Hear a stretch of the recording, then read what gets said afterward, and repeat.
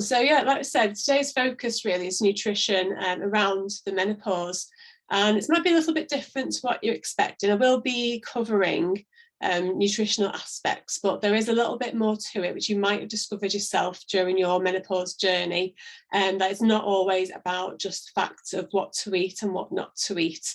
So we'll be going a little bit more in depth around nutrition, the basics, which you can find at I'll be able to give you some links to some of the basic stuff that I won't cover today, but also a little bit more specific around menopause, and then delve in a little bit deeper into some of the coping strategies that we can put in place, because as we know, menopause does have quite an impact on your food choices and how you manage cravings and hunger, which I'll be explaining a bit more today as well. So, like I said, we'll be going through the effects of menopause on body image and body composition, what role nutrition does have during the menopause and how this can affect and change your symptoms.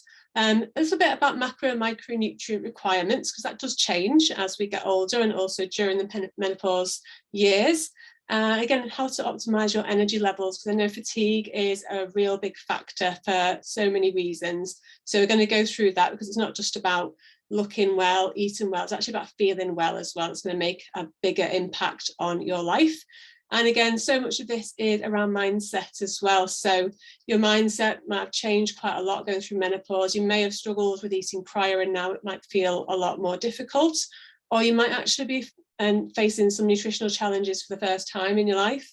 And this might be quite a surprise for you, so you might not have those strategies in place already.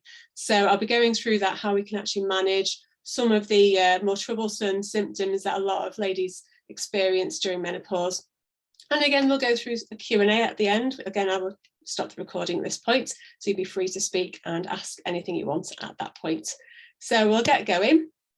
So you might sometimes think you're imagining some of these changes around menopause, the shape of your body would be changing, and you might be thinking, why is it that actually I might be losing weight, or I think I'm losing a bit of weight or getting leaner. However, the waistband on my trousers or my skirt, my jeans just never feels any smaller.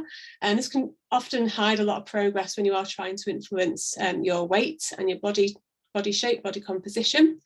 However, due to the hormonal changes during menopause, it actually does change the shape of your body. So if you've been more of a pear shape earlier on in your life, you will actually potentially go more to that apple shape, with more fat deciding to accumulate on the stomach. And that's basically because of a decrease in sex steroid hormones. And again, the drop of estrogen levels as well, becoming very similar levels to what there is in men. So you'll find yourself, see the dogs. So instead of the body fat being distributed more around the hips and the backside and the bum, we're actually going to end up with a little bit more on the stomach, which can be quite distressing, especially if it's not expected, or perhaps you didn't have that sort of shape previously.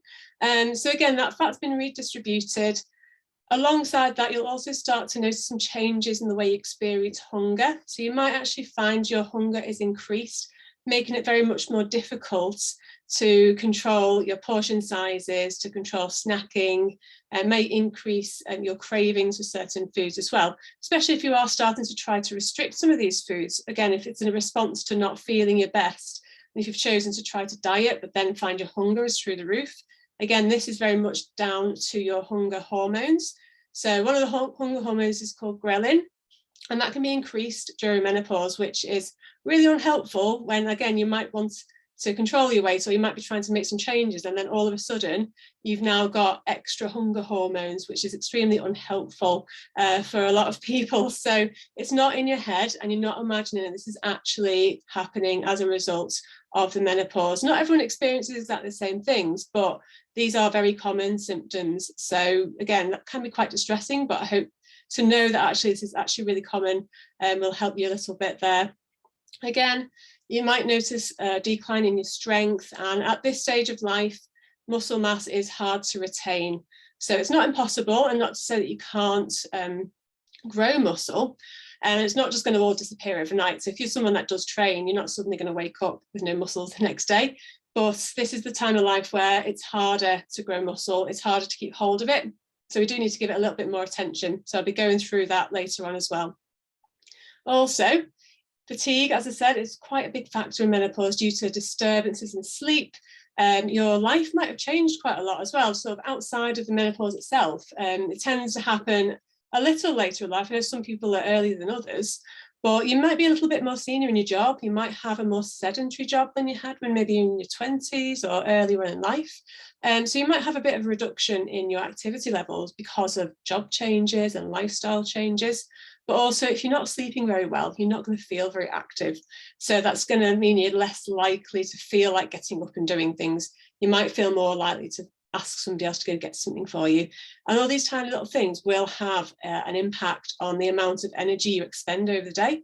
So a combination of increased hunger hormones, less muscle mass, which burns less calories, less sleep, which means you're less likely to move and going to be hungrier as well, and fat wanting to accumulate more on the stomach, we can see that it is actually quite a tough time.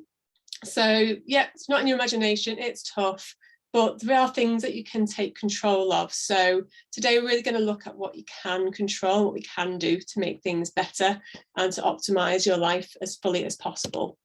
So we're going to look at a bit of a three-step system. So 3 areas. If you can nail these, if you can make improvements in these 3 areas of your life, you're going to feel so much better. So we're going to look at optimizing your nutrition for around menopause and for health overall. Energizing your lifestyle. So what training, what exercise can you do to really help yourself feel stronger, feel better, feel more confident? And we're going, again, mastering your mind. So as we said, a lot of this is around your mindset, and a lot of decisions you make will be affected by what kind of mindset you're in. So we'll be going through some good strategies and tools to help you with that as well.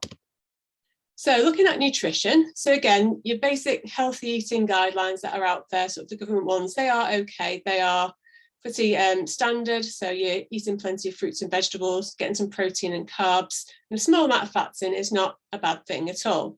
However, your body might treat certain nutrients slightly differently throughout menopause. So these strategies can really help to manage your hunger and also to make sure you are looking after your bone health and optimizing your access to micronutrients, so that's vitamins and minerals as well.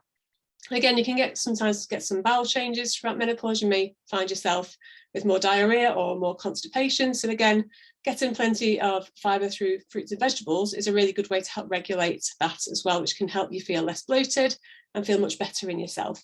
So ultimately, we want a food first approach and supplements second. So you want to really be aiming for about 6 to 7 portions of fruit and veg. So mostly focusing on the vegetables, especially if you are trying to control your weight a bit. So the vegetables are a little bit lower in calories, but definitely get at least 2 portions of fruit in. Again, all the different colours of the rainbow are going to have different vitamins and minerals in. So you're going to benefit more from getting a good variety in there. So don't feel that you just want to focus on one vegetable or one fruit or avoiding anything in particular. It's just making sure you're getting plenty of vegetables. Again, 2 portions of fruit. If you are trying to make a few calorie savings there as well.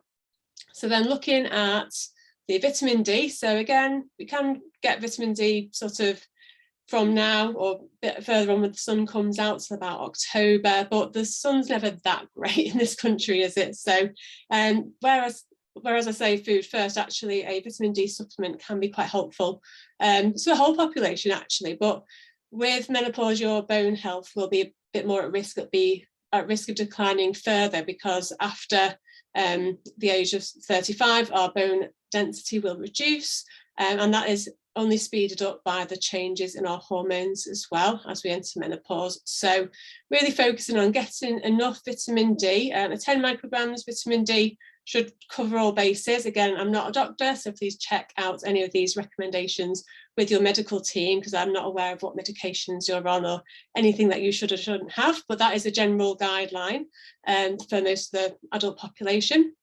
Calcium in menopause, again, because bone health is really important, it's very hard to lay down new bones, so we want to make sure we reduce the losses and reduce those risk of losses as well. And calcium will really help. That works together with vitamin D, and those two together will really help keep hold as much bone as possible as you get older, just to make sure we're reducing the risk of osteoporosis as well.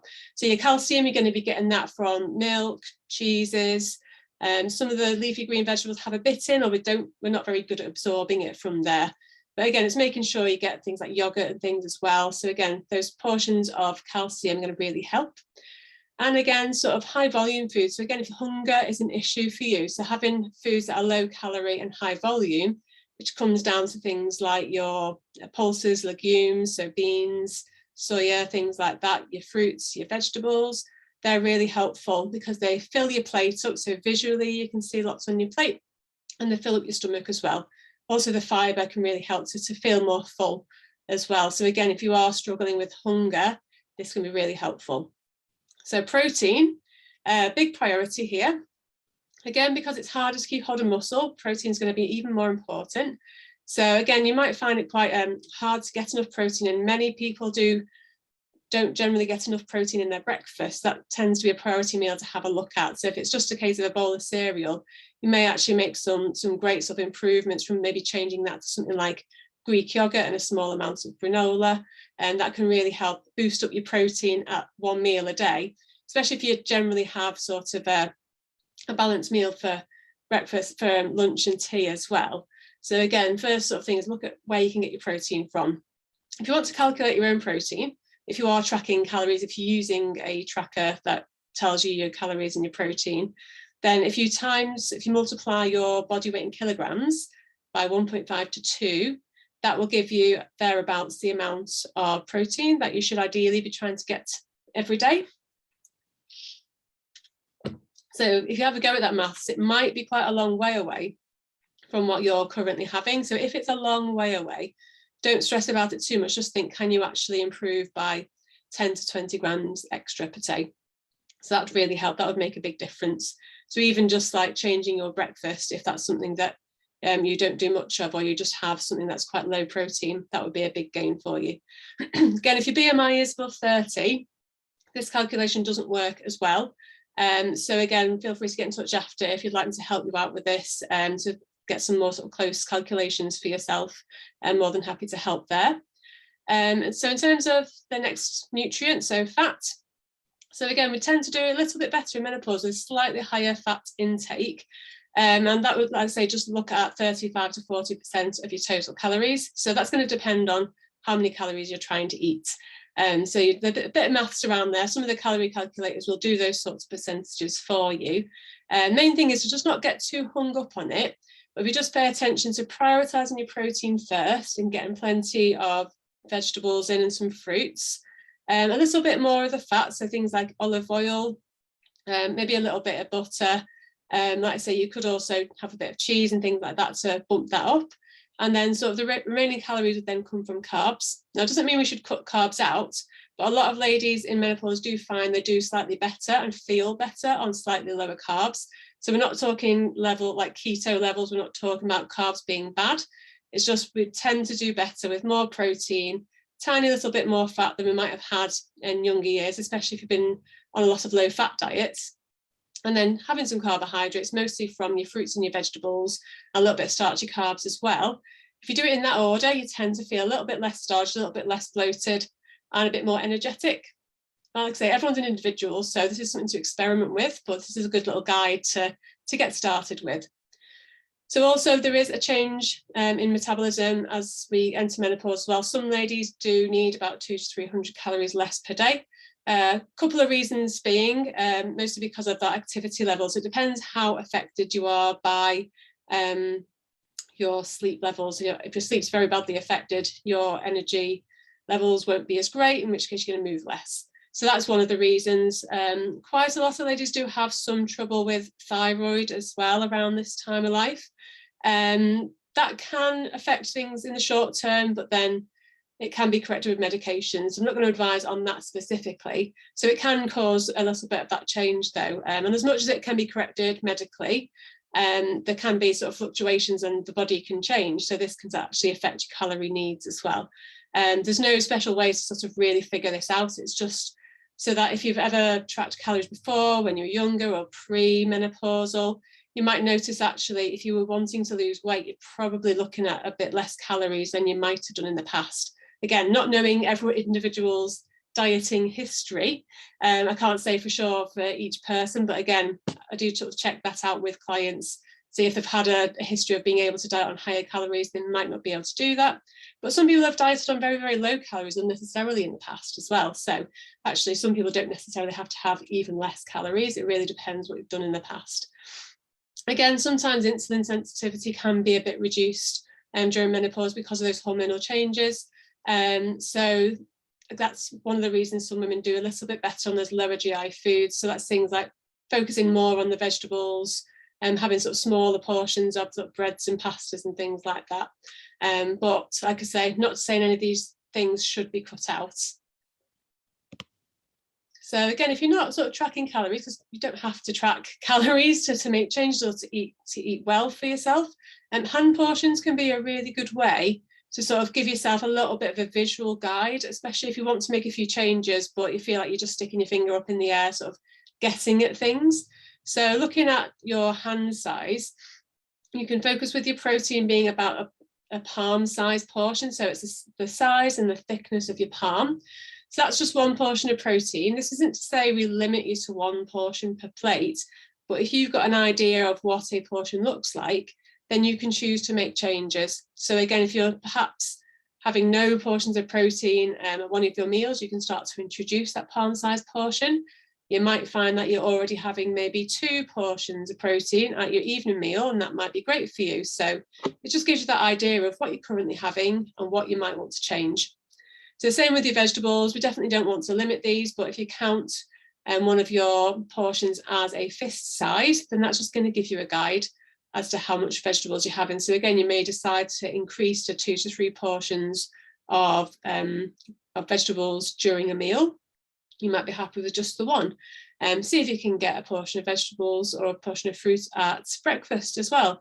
It's often a bit of a neglected time of day for some people, maybe because of time constraints. So moving on to carbohydrates, again, this is sort of like a cupped handful. So again, a bit smaller than the protein portion. And again, not to say that you should completely cut them down to just the one portion. It depends what you're already doing. Looking at that, you might know that you actually are having a lot more than that, in which case you might decide to reduce. That would be a good place to make some calorie savings if you wanted to. But again, once you've got that visualization, you can start to manipulate your diet in the favour of your goals, depending on what you want to achieve. Same thing with fats. So I've used the nuts here as an example of the fats. Oils are a little bit more tricky to measure in terms of this hand portion. So if it's more of a solid fat, you're looking at your thumb size portion to count as one portion of fats. If you're thinking about things like oils, if you've got like a shot glass, about 30 mils, then would be sort of the equivalent of that portion of fat. So you might have a measuring spoon and something like that. So that can be quite helpful. Again, it's worth doing because it's quite easy to slosh some olive oil into a pan. And as much as olive oil's great for us, it's got a lot of health benefits and it's good for the heart. It's very high calorie. So if we're having a lot of it, there can be some sort of sneaky calories we're not aware of that might be sneaking into our foods. So again, if you're measuring it's in a very simple way with a measuring spoon or a shot glass or something like that, then you've got an awareness of what you've put in. So again, it's not to say you're limited to that, but once you know what you're doing, you can be aware of it so you can make changes should you want to, rather than feeling that you're guessing or feeling confused or not understanding, that you feel like you're making changes and maybe you're not seeing results. So it's just a good way for you to have a look, get some awareness around what it is that you're having, and go from there. Good. So a little bit on the phytoestrogens. You might have heard of these. So these are talked about around menopause because they are chemical compounds found in plants, and they've just got that weak estrogenic sort of compound, that effect on your body. So they could slightly replace some of the estrogen that you're missing. There's no strong guidelines on how much you would have to eat to get that effect. Everyone would absorb them differently. But they do have a bit of a similar structure to estrogen and its byproducts as well. So you can make some of these choices. So things like plant-based foods, so flax seeds, nuts, berries, they'll give you your ligands. And then your soybeans, legumes, nuts and berries. So again, they're sort of going to give you more of those phytoestrogens. So again, you can focus on that. So especially if you're not on HRT, then you can focus on having a bit more of those foods, see if you start to feel better. So soybeans, your soy milks, that sort of thing. A lot of soy milks are sort of fortified as well, so with calcium and vitamin D, so have a look at the packaging, it'll tell you if it has been fortified. A little bit of a downside, just something to consider if you are on HRT and you're thinking about increasing these foods, it's just worth having a check with your doctor or your specialist. Again, because if they might not want you to increase them significantly, or if they are, they'll not need to adjust your HRT. But because there's not very specific guidelines on eat this much, you will get this effect, it can make it a little bit more tricky. So it's more about being consistent. So if you are going to have, say, some soybeans and things like that, then it's maybe have the similar amount from day to day. At least then if there was any adjustments to medication, then at least it would be adjusted around what you normally eat or what you've decided to eat regularly. So it doesn't mean they're off bounds completely, but it's just something to have a chat with your doctor about, just so that we're not going to have too many sort of side effects or any unwanted effects from doing that alongside HRT. Okay, so energising your lifestyle. So again, like I hear from lots of ladies during menopause that fatigue is just a major thing, and like I say, just feel tired all the time and struggle to get any sort of energy, which can make it really difficult when we're looking to increase exercise, especially if you've got a weight loss goal or just generally want to be stronger and want to be fitter. Like I say, you might have children you want to run around after, there might be grandkids in the future that you might want to sort of keep up with, and having the energy to do that's going to have a big impact on your life. But there's also lots of sort of different information out there about what you should do. There's, should I do loads of HIIT? Should I do loads of cardio? Should I be lifting weights? And it can be very confusing. So we'll go into that a little bit more. So in terms of steps, like I say, I think a lot of people have heard of your Fitbits and your sort of your step counters and all of that. I don't know if you've ever had like a step race with relatives, friends, that sort of thing. So a lot of people they're aware of steps. Can be more challenging for some people if you're more desk-based or injured. But like I say, overall, we don't have to be always hitting those 10,000 steps, especially if your general day-to-day is between 3,000 and 4,000. For health, you need to be getting about 8,000 steps in. So that can be a really good first step. Again, you can work towards the 10,000 steps to get a little bit more, but actually more isn't always better. So once you get to about 12,000, you're sort of getting diminishing returns. So it doesn't mean that as soon as you hit 10,000 steps or 12,000 steps a day that you sit on the couch and that's it. Don't dare take another step or anything.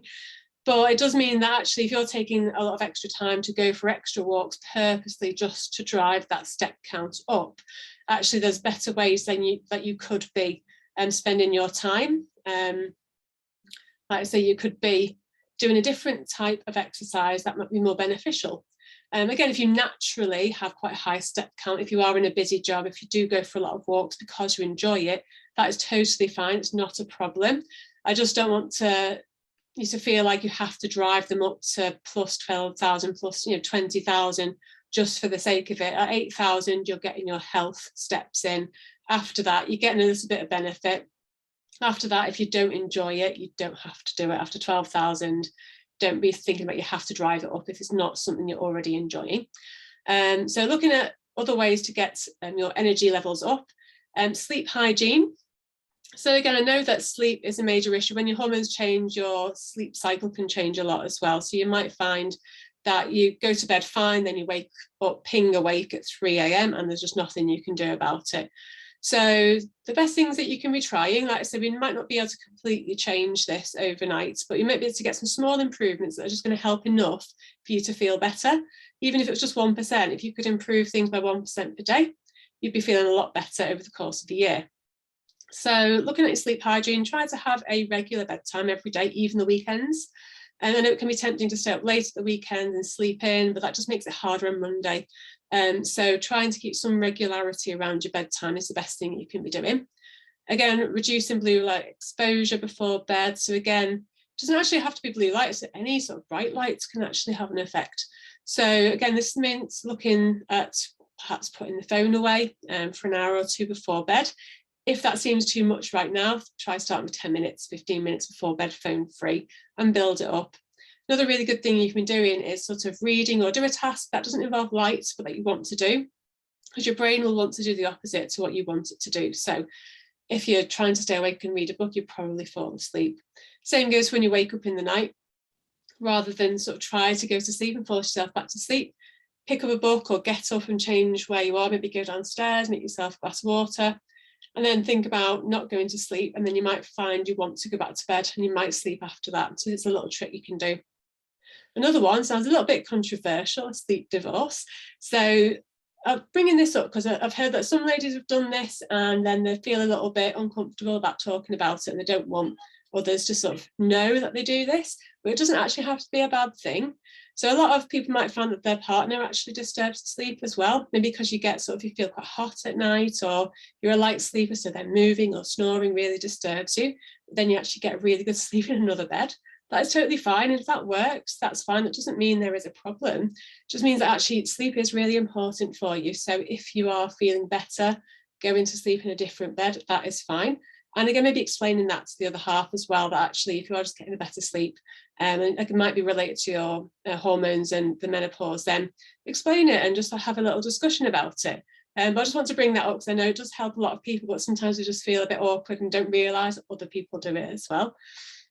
So going on to resistance training, this is probably one of the biggest benefits that you can be getting as you move into menopause. So if you haven't been doing resistance training, and this would be something really good for you to introduce now.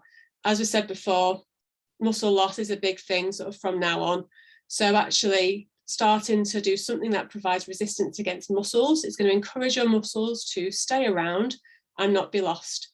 So the reason this works is because if we're using our muscles, if we're challenging them, then the body knows that they're still in use, they're still needed. They may even grow a little bit more as well. We're not saying you can't put muscle on, it's just a bit harder. So how much to do is often the question next. So if you could do twice weekly full body weight training or training with progressive overload with resistance, then that is going to be enough. So it doesn't have to be every day, it doesn't have to be hours and hours. It might only take you sort of an hour twice a week or 30 minutes 4 times a week. And that can include things like body weight, so tricep dips on your couch.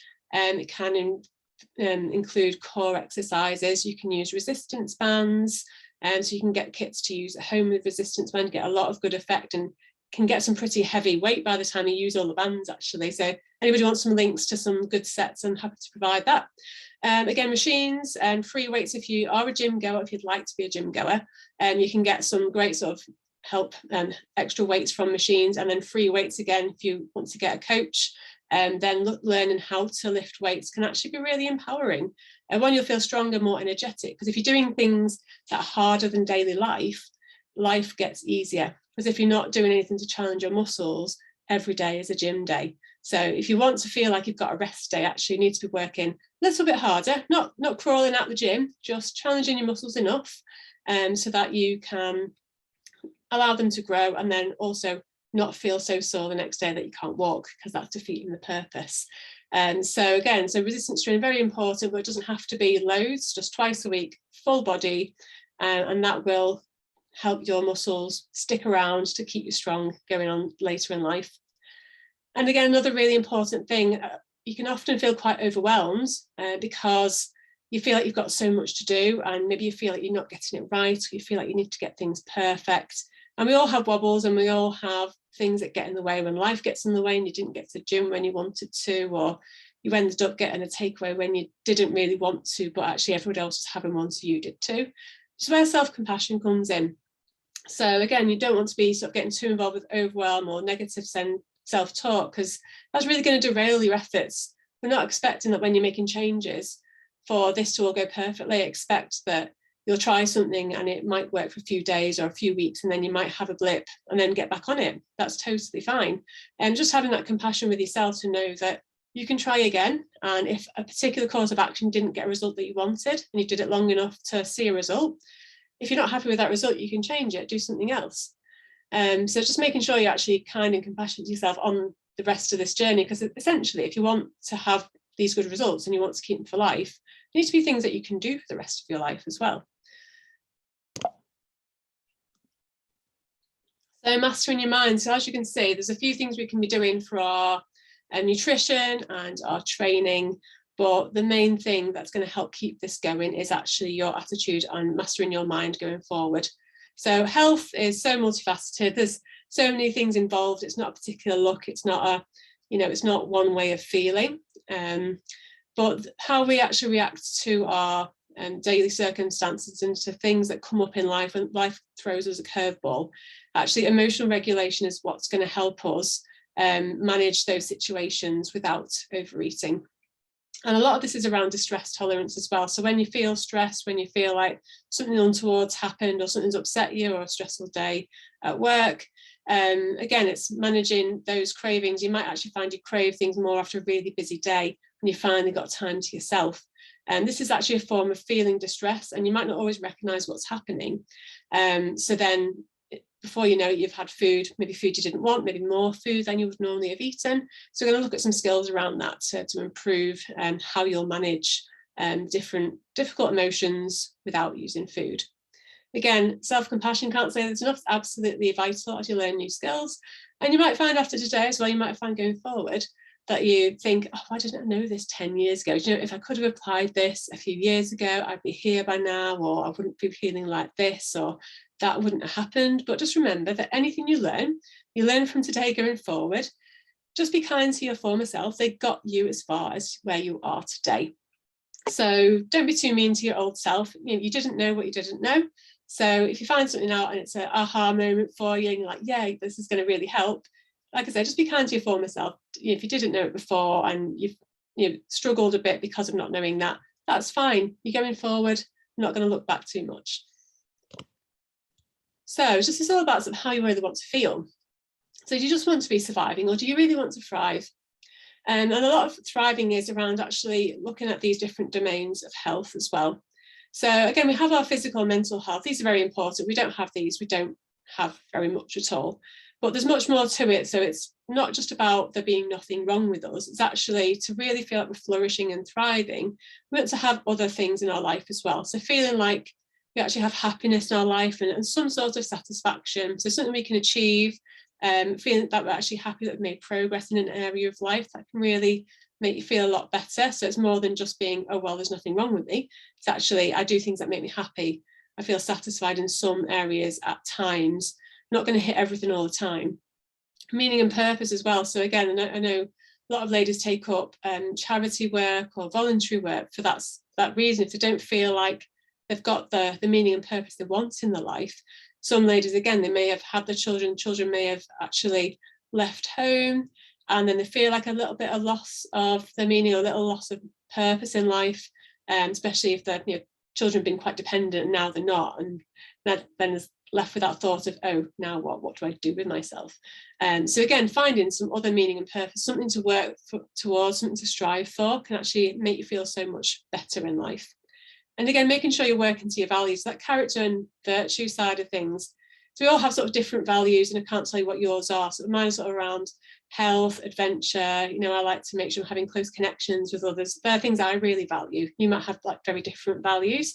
And that's something I go through with my clients quite a lot as well, because once you know those values, you can run any decision making going forward through those values. Does this support my health? Does this action bring me closer to my sense of adventure, for example? So when you start to live by your values, making decisions can be a lot easier, and that reduces the overwhelm quite a lot.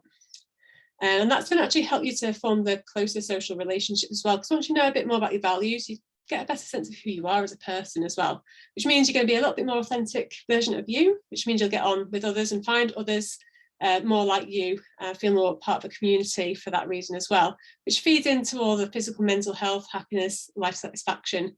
And before you know it, you'll be flourishing. So this isn't to confuse, it's just to show the intertwining of all different areas of happiness and life, family, work, education, sort of religions and spirituality as well. So every aspect of life affects another. So nothing is in isolation, which is why I'm talking about this. As much as you've come for a nutrition and information talk, actually we cannot isolate nutrition from the rest of life and through the rest of things that affect our health. So this is why we're focusing on this as well, because if you can master your mind, then you'll be able to make some better nutrition choices. You'll be able to stick at things longer, knowing you're actually working within your values system that you've got for yourself. So just the idea of stories that need to change. So I think we're also at a certain time of life where actually we've seen lots of these different health stories as we've grown up. We've had lots of different types of media, social media, visions of bodies, and we've been told what's right, what's wrong, and there's lots of confusing things out there. But I think there's some of these myths really do need to change. So fitness, it's not a particular body shape. It's not just about how you look. Health isn't just a scale of weight, it's not just BMI, it's not just how much you weigh. So much more is involved in health. Sometimes we're sort of fed this idea of, if you're not just grinding hearty, you just don't want it bad enough. Sometimes actually being able to take that step back and give yourself a little bit of space and self-compassion actually will take you much further than just working harder. So I thought I'd bring that up just in case you've heard these things, and actually this is why we can sometimes feel like we're failing with our health and our fitness, because we're trying to go by these sort of more old school sort of ideas, which actually do not help us as we get older and don't help us very much when we're trying to be compassionate towards ourselves as we make changes. So some things for you to consider is actually, how can nutrition really help support all the elements of health? So the ones I spoke about before, how can you change your nutrition to help you feel like you're really flourishing? So what value is that going to help you meet? So is this going to help you meet the values of health?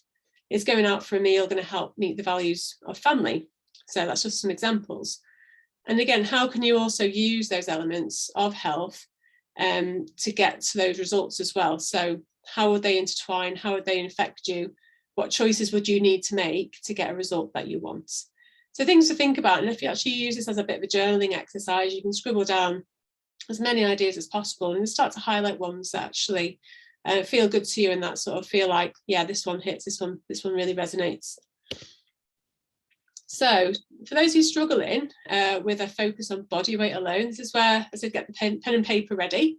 And we're just going to have a think about how much percentage of our thoughts these different areas of life take up for us. So thinking about aesthetics and how your body looks, how much of that your thoughts is that taking up right now?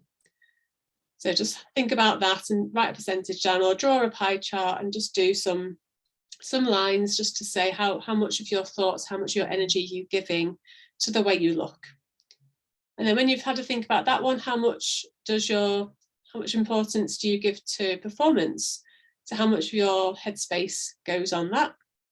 The same with work. So again, how much of your brain space or your focus will go on your work? And then family. How much time do you think about family? How much actually, again, I can't see what you're writing. Write down whatever percentage you feel is mostly occupying your thoughts right now.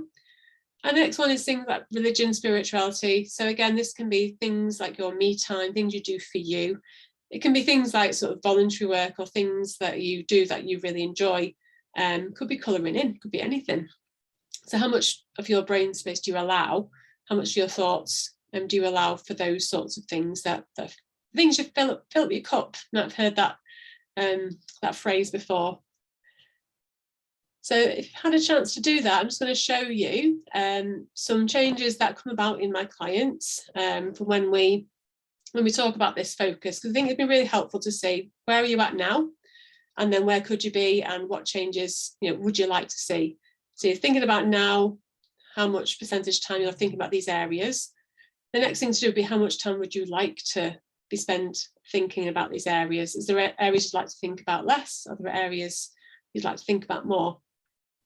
So just have a think about that, and I'll show you now some changes that can happen. And this is sort of tends to be what happens with my clients here. So again, it's how much time do you want to think about these things? So before coaching, a lot of my clients will actually be thinking about their aesthetics, their appearance, their scale weight about 50% of the time. So that occupies quite a lot of their thoughts, quite a lot of their experience, and a lot of the decisions are made through that lens of how will this affect how I look, or how will this affect my scale weight? So they might be doing things like turning down meals out, or going to the gym, but actually ragging themselves and coming out feeling exhausted, being wiped out the next day, because they're focusing on that lens of how they look, how much they weigh. And that sort of leaves, as you can see, it just pushes out space for other areas of life and that they would like to focus on more. So again, a lot of them, 50% aesthetics, performance still got quite a big chunk. Work then took the next priority. which left sort of a little bit less space for family and spirituality and things that make them feel more whole. So this isn't a bad thing in terms of, but it's just not where they wanted to be, because actually they could see there's a lot more of life that they could be living, but there was just not the space for it, because that scale weight focus and that body shape focus was just taking up too much of their thoughts already. So after coaching, after focusing on mindset, obviously putting in place the basics to really help them make those nutrition changes, the training changes, and they were actually able to give less focus to how they looked, because they're able to focus on that process much better. So again, following some simple habits each day, knowing what they're doing with the training, knowing that's the right thing for them to do. And then actually being able to have the mindset to stick at it and handle whatever life throws at them, so that they're not being constantly derailed. And through that actually leaves so much more space for performance. Yeah, that's a little bit less important to them at that point, because they know they've got it in hand. Work then got a bit more time, family got more time, and those spiritual, enjoyable, good bits of life also got more time. So like I say, just because they actually took that focus away, it didn't mean that they then let everything go. It just meant that there was more space to enjoy themselves, to make that journey more enjoyable, which means it's going to be more sustainable as well. So that will help. Have a look at what your circles look like, have a look at what you would like them to look like. That's going to really help you think, actually, what changes do I need to make to my health, to my nutrition, to get those things that I want. So looking at body image. So again, we're often told to love our body, but it can fall a little flat when we don't truly believe it. So again, you don't actually have to love your body, but giving that focus and sort of being negative towards our body as well is also unhelpful. So if we think about our body in a more neutral way, we can think about shifting that focus from how we look to actually how is our body supporting life? Like, what is our body already doing for us that's allowing us to be here today? Did it allow us to go on a lovely walk and enjoy some nice sun when we've had better weather? Is it allowing us to actually go and do fun things at the beach or hit that gym workout? Is it allowing us to do a job that we really enjoy?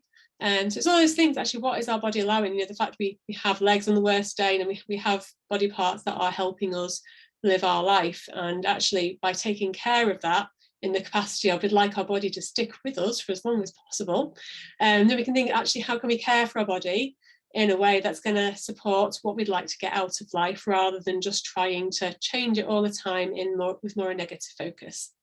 So like I said, we can focus on what the body does, acknowledge what it does, rather than just how it appears. Again, if you're really struggling, you can start to list down the things your body can do that are not just about what it looks like. And those people that are able to do that actually show a much reduced risk of disordered eating, and the body image improves, and also there's less self-objectification. So again, we're not just objects, we're not just about a body part that we don't like. It's actually, we're a whole person that can do things, that can enjoy bits of life. But by hyper-focusing on one bit, actually that takes away our ability to take part and be present in the rest of our life as well. And again, if you're wanting to feel more free from that sort of overwhelming feeling of, I do not like this body part, then it's very hard to engage with other things that could be much more enjoyable. So again, if we can start to focus on this, we're going to get much focus on the wobbly bits, a lot more focus on life that is there to be lived. So again, I spoke about emotions, emotional regulation, because actually what we experience when we overeat, it's because we're trying to manage an emotion with food, but that's not what food is designed for. However, we are driven, especially in today's society, towards having more high-calorie foods. Our brain is actually designed to find foods that are high fat, high sugar, high in protein, because way back when food was not easy to access, and we had to move around a lot to get it. Whereas today it's very, very easy. We hear that we're in an obesogenic environment. It's very easy to go get any food. You don't have to move a lot for it. And even a lot of life is against us when it comes to moving as well. So it's not only have we got all these extra foods available, we have a lot of different kinds of stresses, and our body uses physical and mental stress, perceives it in the same way. So back with our ancestors that had to run away from animals and worry about being hunted by animals, we don't really have that threat now. But even just worrying about work deadlines, crossing the road, driving, stressful sort of traffic jams, somebody upsetting us, our brain treats it in exactly the same way with that fight or flight response. And that can affect our ability to recognize what's going on in our body. So there's various theories of emotional overeating. One is that we're quite insensitive to internal cues. So we might be ignoring signals and that our body's been sending us for quite a long time. Maybe because we've been trying to resist all these high calorie foods for a long time. And we might have ignored hunger. We might have eaten a long way past fullness, which is very easy to do, especially with the higher calorie foods. So then we can become a little insensitive to the cues that our body sends us. So when our body changes hormones, so it increases or reduces our ghrelin, and leptin is another one that when we have a higher body fat percentage, we'll have more leptin, which reduces our hunger. But we can become insensitive to that, either because we've been trying to manage our emotions with food, and also because of the types of foods that we will choose, because it's much easier to access those these days. Also, again, how we handle negative feelings is going to make a big difference. So are we able to accept them and move on? Or do we ruminate over and over when we're struggling with an emotion? So if a sort of person's going to ruminate, we're going to be more likely to want to solve that somehow. If we don't have the tools in the box to handle it, food often is used. And again, sometimes we just want to avoid the emotional distress. Now, I don't know if you remember, or a lot of people have been given food as a way to soothe when we're early on in life. So we fall over a cut a knee, get given a biscuit, they're there, feel better, have something to eat, and you feel better. Because our brain will produce dopamine when we eat nice foods. And then because it might have been used sort of early on in life, it's a very easy thing to fall back into when we get older, thinking actually we do feel a little better in the short term. And then it does, in the short term, quieten down that emotional distress. So that's why we might often use food instead of different tools to manage different types of emotions. Again, mostly negative emotions, but again, if you've used this as your main coping mechanism previously, you may even respond to happy occasions with overeating as well. And you may respond to all emotions with episodes for overeating, and that's actually something that we can look at next. So where would we start? So again, like we said, if we are already insensitive to some of these cues, starting to identify those thoughts and feelings that are causing the problem. So where are they in the mind, in the body? Do we feel it in our head? Do we feel our stomachs churning? Do we feel tingling in the fingers? So it's finding what's going on, where are we feeling it, having that body awareness.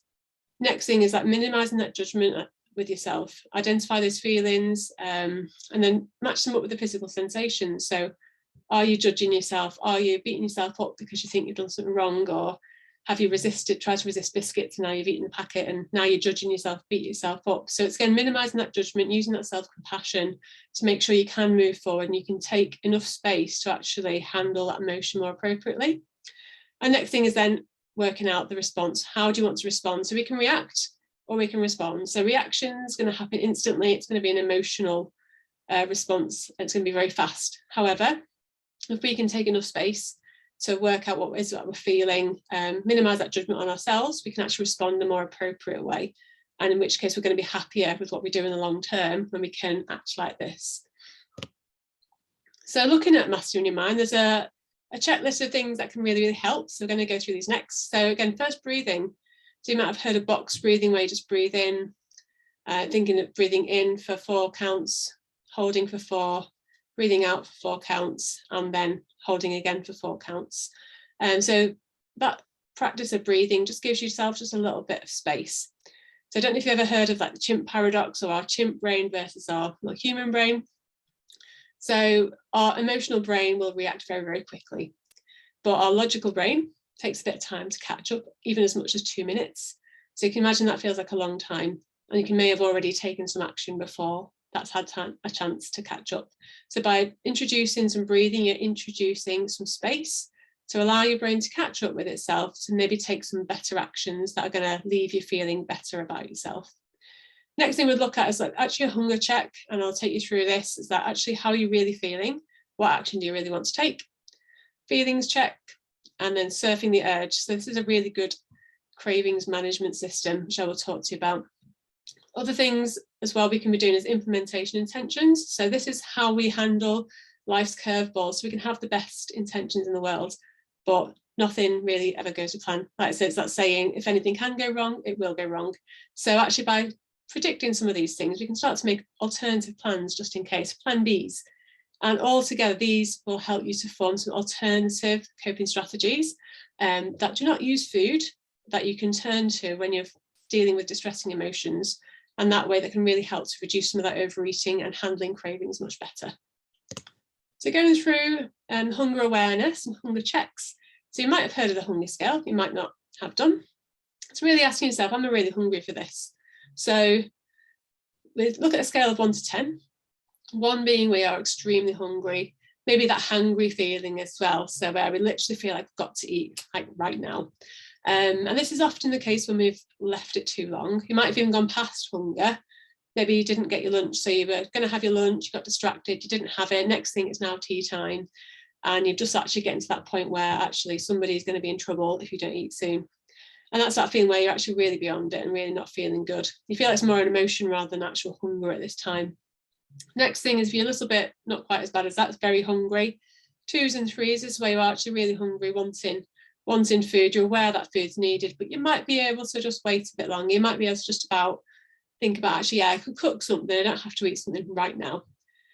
4s and 5s, again, you sort of around your 4, you're going to be hungry, so it might be rumbling. But again, if you know your food's coming in half an hour or a couple of hours, you might feel able to wait, so you're not going to feel like you want to have something straight away. And these 5s and 6s, this is where sort of where you want to be when you've actually eaten. So rather than feeling that full sensation as soon as you've eaten, you want that sensation to come a little bit later. So during a meal, you actually want to achieve sort of this 5 or 6 sort of level, because it takes your brain about 15 to 20 minutes to recognise that you have actually eaten a full meal. So if you actually eat this sort of 7, 8 straight away, you're going to likely feel much more uncomfortable and bloated later on. Like I say, looking at your 9s and 10s, that is sort of like that, I would say, that Christmas dinner feeling where you've really overdone it, and you might occasionally really overdo it, and you might want to do that now and then. But if that's something you do all the time, you're going to feel a lot more sluggish, you're going to feel bloated, you're not going to feel good. And again, when we start to eat to the levels where we feel that ill, this is where sort of feelings of guilt around food can come. Not that we should feel guilty around choosing certain foods, but because of that uncomfortable feeling, it introduces another uncomfortable feeling over the top of a potentially already uncomfortable emotion that you're already feeling. So you can see how these two things can play each other off. And this is where this sort of food guilt cycle can start to really get worse. And this is where this further overeating can happen, because you then experience a difficult emotion that you might not know how to handle. Your response is usually to eat more food. And this is why you can find yourself in a situation where you're uncomfortably full and still eating food. So if that's a cycle that you experience, that does explain to quite some extent. Again, I do go in with my clients with a lot more detail with this sort of thing, but just want to highlight some awareness for you today. And just so you know that these are actually things that happen, it's not in your head in that sense. And actually, you're not the only one that might experience this sort of thing. So surfing the urge. So this is all about sort of having to deal with cravings. So you could surf the urge to do anything. It could be related to an action, but we're going to talk about it more in the context of cravings, because a lot of people literally ask me sort of how to deal with cravings. So this is a really good tool that you can learn to use. What I'll say about any tools that we use, using them in the moment is actually really difficult. So what I suggest to people is actually to practice before you need it. So rather than wait for a craving or a strong craving and try to use this, do it at a different time when it's not as important. Maybe when you're not that hungry, but you sort of fancy something, you can use this. Or actually I use it at times with things like scratching your nose. Try to resist doing that by using this method. It's just going to help train your mind into being able to sort of tolerate that distress a little bit longer, just enough for it to dissipate. So again, this is going to help you become more aware without actually engaging straight away in that impulsive mood dependent behaviour. So in this context, we're talking about if you're going to go and grab that biscuit or just grab something to eat without thinking about if you really want it. Really helps you to sort of promote that radical acceptance of yourself as well. So rather than beating yourself up for having a thought or an emotion you're not happy with, is accept it and let it wash over you. And then it helps you to really develop those mindfulness skills as well. So it'll help you ride that wave until it dissipates. So this is how it works. So if you think about when you first have a craving, you'll have a trigger. So you might see a food, smell something. It might be the trigger is an emotion. So you perhaps had a busy day at work, you are tired and you're hungry, you've missed a meal, and you become entered into that habit of actually going to the cupboard before you have your tea, and you start to look for things to eat. So you feel like you're craving something sweet and it has to be now. When we have that feeling of it has to be now, it's often emotionally related rather than actual hunger. So during that trigger, that's when it's going to start to become aware of the craving. You sort of aware that, oh, I'm craving something. Then what will happen if you don't act on it straight away? It will then ramp up. It will feel stronger. It'll feel like a more and more stronger urge. At this point, you might feel like you have to act on it, and you're going to be thinking, if I don't act on this, it's just going to get so bad, it's going to be unbearable. But that's not the case. Actually, these things do dissipate. So if you've ever experienced being really, really hungry and then not being able to eat, maybe you were in the car or someone then distracted you and you had to go and do something for 15, 20 minutes. Next thing you find yourself several hours later on, and then you realise that actually I haven't actually eaten and I forgot all about it. I'm not even hungry now. So these things don't just get worse and worse and worse. But at that point, it'll start to sort of feel a bit like that way. Your head will be telling you, this is going to get worse. I don't think we can handle it. And then it'll get a little bit worse still. So this is where we reach the peak. So this is where the thought will be really bothering you. You'll be really, really craving it. You might be really sort of looking at it. You might almost be pacing back and forth trying to avoid this food. Your body's really trying to get you to focus. It's really trying to push you into taking this action. And it sounds like this takes a long time. Some of these things can be very quick, but as we start to take a step back, we can start to slow down this process so we can really acknowledge it, allow it to get through, and then decide what we really want to do. And that's our decision. When we can decide for ourselves, we're going to feel better about the decision we make. So at that point, when it feels absolute worst, just know that it's actually just about to get better. So when it's at the peak, the next thing, if you look at this wave, it can't go any higher. So the next thing is going to happen, it is going to fall away. So at that point, you'll start to experience release of the tension. You'll feel less of that craving. So just know that actually when it feels at its most worst, this is probably the moment where you're just close for it going away. Good thing to remember. If you can hold on to that, you'll be able to start to manage your cravings much better. But it takes practice, and this is what I say about self-compassion. I don't expect you to get it right straight away. I don't expect you to just go into a situation and have a craving and just do this straight away. So think about practicing it. So again, implementation, intentions. So again, it's handling life's curveballs.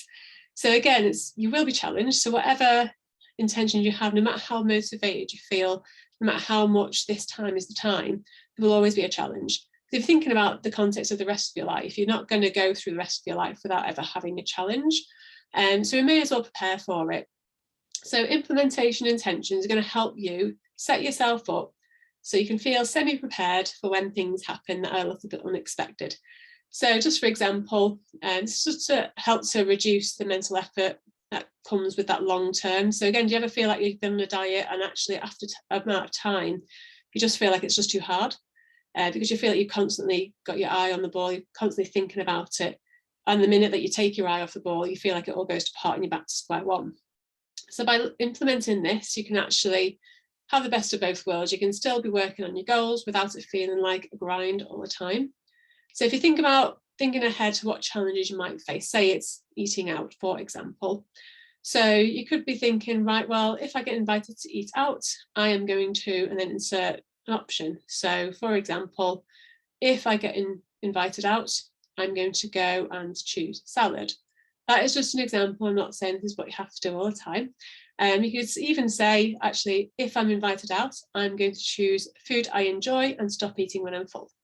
So this is the way that you can actually take full control of your actions and make plans in advance so that you feel like actually the decision you're making is a decision you want to make and you can feel good about that.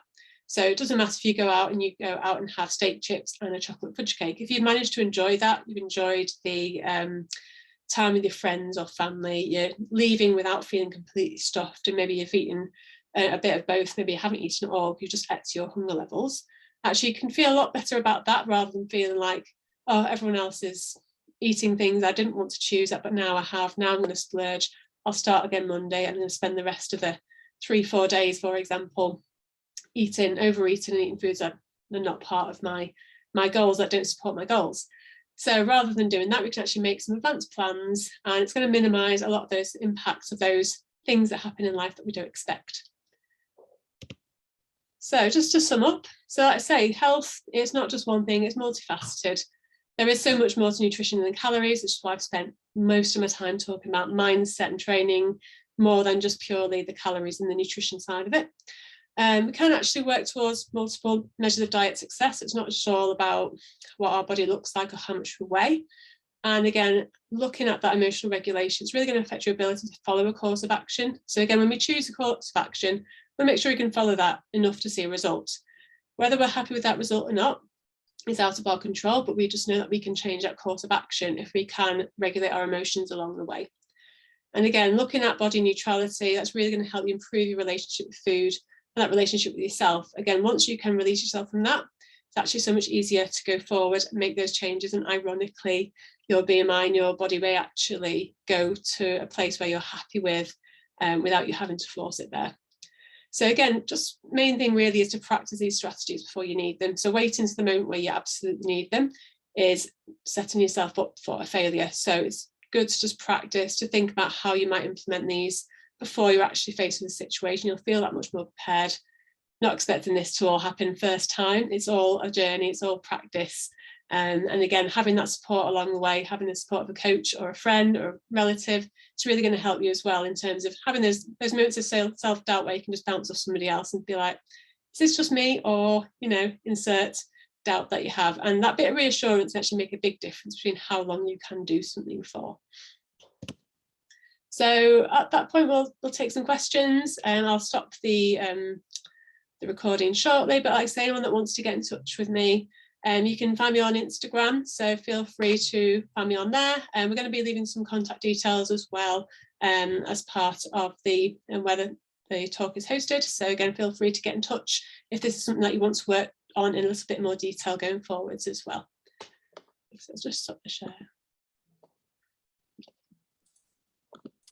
Thank you very much. I think